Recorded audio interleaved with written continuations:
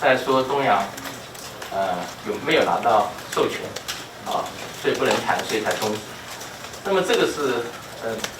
跟这个我们主要讲的今天讲的是有很密切关系，是因为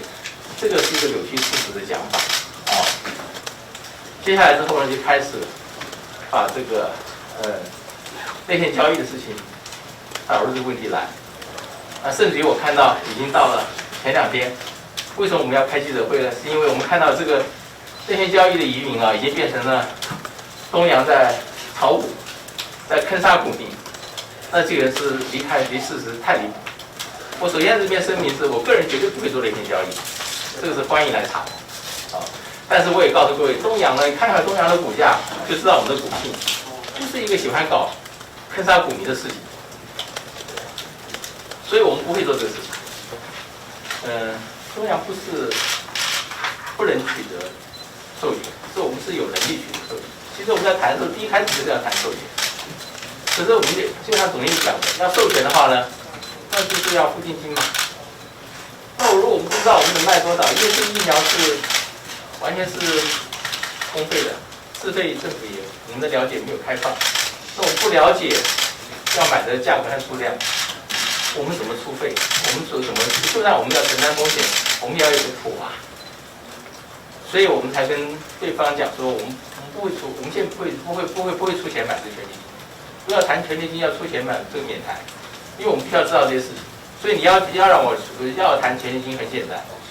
我们就是要先给我们这个部分有条件授权，有条件授权让我们去跟政府去了解。所以我们的授权有条件授权书上写的，就是在一定期间之内，我们希望能够去了解供应的这个数量和价格。其实主要关键就在这里那么在我们评估之后，觉得这个政策做不下去，目前这个情况下做不下去，我想我是上市贵公司。我虽然不想为这疫苗赚钱，但我不能为这疫苗亏钱。我对不起我的我们的公司的所有的股东所以我必须要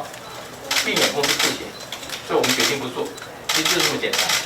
不做也没有什么好抱怨的就是这好事嘛，我们希望做成嘛。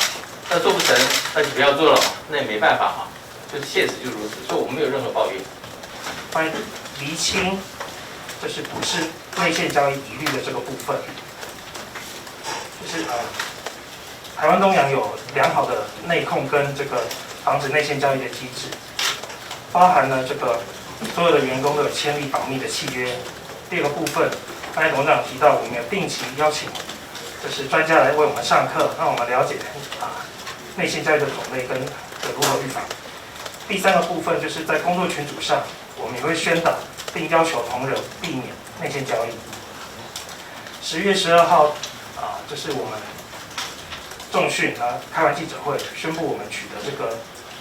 就是可以代表 BNT 来跟政府进行协商的时候，当天晚上我就发现